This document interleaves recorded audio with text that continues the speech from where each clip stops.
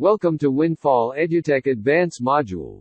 Chapter 3. Trading in Derivatives. Index Future Contract. Index Options Contract. Stock Futures and Options. Open Interest. Trading in Futures. Trading in Options. Determination of option prices. Settlement of derivatives. Settlement of futures. Settlement of options. Trading in derivatives. Trades in futures and options (F&O) contracts forms a part of exchange's F&O segment.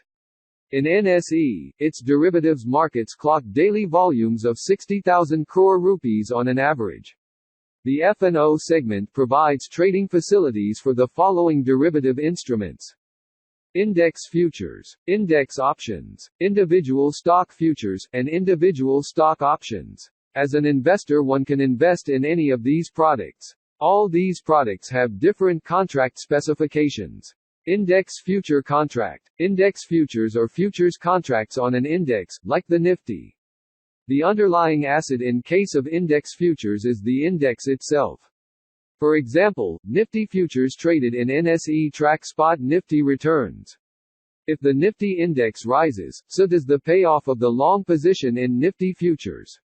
They have 1, 2 and 3 month expiry cycle. A 1-month Nifty futures contract would expire in the current month, a 2-month contract the next month, and a 3-month contract the month after. All contracts expire on the last Thursday of every month, or the previous trading day if the last Thursday is a trading holiday.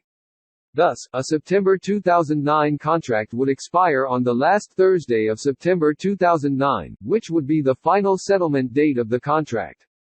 Index options contract. Index-based options are similar to index-based futures as far as the underlying is concerned, that is, in both the cases the underlying security is an index. As the value of the index increases, the value of the call option on index increases, while put option value reduces. All index-based options traded on NSE are European-type options and expire on the last Thursday of the expiry month. They have expiries of 1 month or 2 months, or 3 months. Longer-dated expiry contracts with expiries up to 3.5 years have also been introduced for trading. Stock futures options. Stock-based futures or futures based on individual stocks. The underlying on these futures are the individual company stocks traded on the exchange. The expiration cycle of the stock futures is same as that of index futures. Stock-based options are options for which the underlying is individual stocks. As opposed to index-based options, all the stock-based options at the NSE have American-style settlement. Open interest. Open interest is the total number of options and/or futures contracts that are not closed out on a particular day, that is, contracts that have been purchased and are still outstanding and not been sold and vice versa. A common misconception is that open interest is the same thing as volume of options and futures trades. This is not correct, since there could be huge volumes, but if the volumes are just because of participants squaring off their positions, then the open interest would not be large. On the other hand, if the volumes are large because of fresh positions being created, then the open interest would also be large. Trading in futures. To understand futures trading and profit, loss that can occur while trading, knowledge of payoff diagrams is necessary. Payoff refers to profit or loss in a trade. A payoff is positive if the investor makes a profit and negative if he makes a loss. A payoff diagram represents profit-loss in the form of a graph which has the stock price on the x-axis and the profit-loss on the y-axis.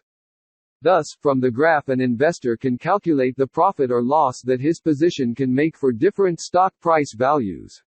Forwards and futures have same payoffs. In other words, their profit-loss values behave in a similar fashion for different values of stock price. The payoff of a futures contract on maturity depends on the spot price of the underlying asset at the time of maturity and the price at which the contract was initially traded. There are 2 positions that could be taken in a futures contract. A. Long position, one who buys the asset at the futures price F, takes the long position. B. Short position, one who sells the asset at the futures price F, takes the short position.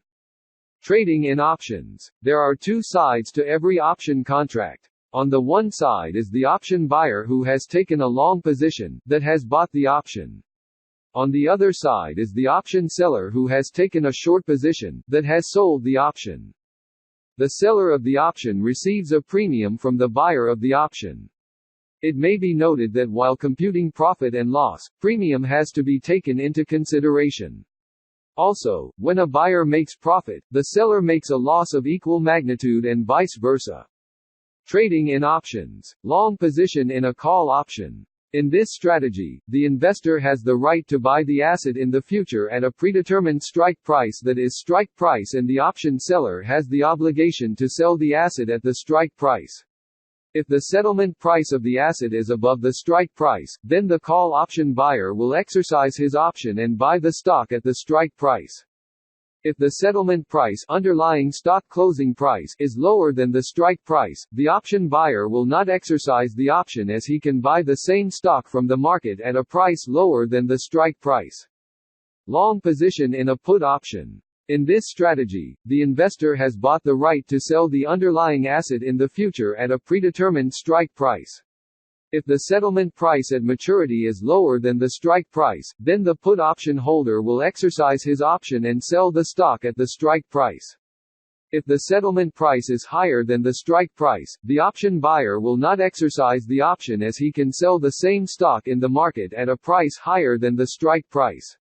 Short position in a call option. In this strategy, the option seller has an obligation to sell the asset at a predetermined strike price if the buyer of the option chooses to exercise the option. The buyer of the option will exercise the option if the spot price at maturity is any value higher than strike price.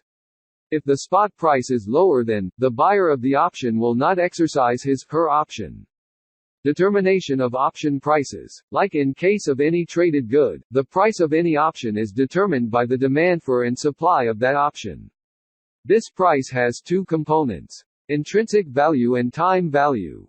Intrinsic value of an option. Intrinsic value of an option at a given time is the amount the holder of the option will get if he exercises the option at that time. In other words, the intrinsic value of an option is the amount the option is in the money (ITM). If the option is out of the money (OTM), its intrinsic value is zero. Time value of option. The time value of an option can be obtained by taking the difference between its premium and its intrinsic value. Both calls and puts have time value. An option that is out of the money (OTM) or at the money (ATM) has only time value and no intrinsic value. Usually, the maximum time value exists when the option is ATM. The longer the time to expiration, the greater is an option's time value, all else being equal. At expiration, an option has no time value. Settlement of derivatives. Settlement refers to the process through which trades are cleared by the payment, receipt of currency, securities or cash flows on periodic payment dates and on the date of the final settlement. The settlement process is somewhat elaborate for derivatives instruments which are exchange-traded. The settlement process for exchange-traded derivatives is standardized, and a certain set of procedures exist which take care of the counterpart Y risk posed by these instruments. There are two clearing entities in the settlement process: clearing members and clearing banks. A clearing member (CM) is the member of the clearing corporation. These are the members who have the authority to clear the trades executed in the F&O segment in the exchange. There are three types of clearing members with different set of functions: self-clearing members, trading cum clearing member, professional clearing member. Self-clearing members, members who clear and settle trades executed by them only on their own accounts or on account of their clients. Trading cum clearing members, they clear and settle their own trades as well as trades of other trading members (TM). Professional clearing members (PCM), they only clear and settle trades of others but do not trade themselves. PCMs are typically financial institutions or banks who are admitted by the clearing corporation as members. Clearing banks. Some commercial banks have been designated by the NSCCL as clearing banks. All the clearing members are required to open a separate bank account with an NSCCL designated clearing bank for the F&O segment. The clearing members keep a margin amount in these bank accounts. Settlement of futures. To cover for the risk of default by the counterparty for the clearing corporation, the futures contracts are marked to market on a daily basis by the exchange. Mark-to-market settlement is the process of adjusting the margin balance in a futures account each day for the change in the value of the contract from the previous day, based on the daily settlement price of the futures contracts. Mark-to-market settlement. Mark-to-market (MTM) settlement, which happens on a continuous basis at the end of each day, and final settlement, which happens on the last trading day of the futures contract, that is the last Thursday of the expiry month. This process helps the clearing corporation in managing the counterparty risk of the future contracts by requiring the party incurring a loss due to adverse price movements to part with the loss amount on a daily basis. Simply put, the party in the loss position pays the clearing corporation the margin money to cover for the shortfall in cash. In extraordinary times, the exchange can require a mark-to-market more frequently. Final settlement for futures. After the close of trading hours on the expiry day of the futures contracts, clearing corporation marks all positions of clearing members to the final settlement price, and the resulting profit/loss is settled in cash. Final settlement loss is debited and final settlement profit is credited to the relevant clearing bank accounts on the day following the expiry date of the contract. Settlement of options. In an options trade, the buyer of the option pays the option price or the option premium. The options seller has to deposit an initial margin with the clearing member as he is exposed to unlimited losses. There are basically three types of settlement in stock option contracts: daily, premium settlement, exercise settlement, and interim exercise settlement.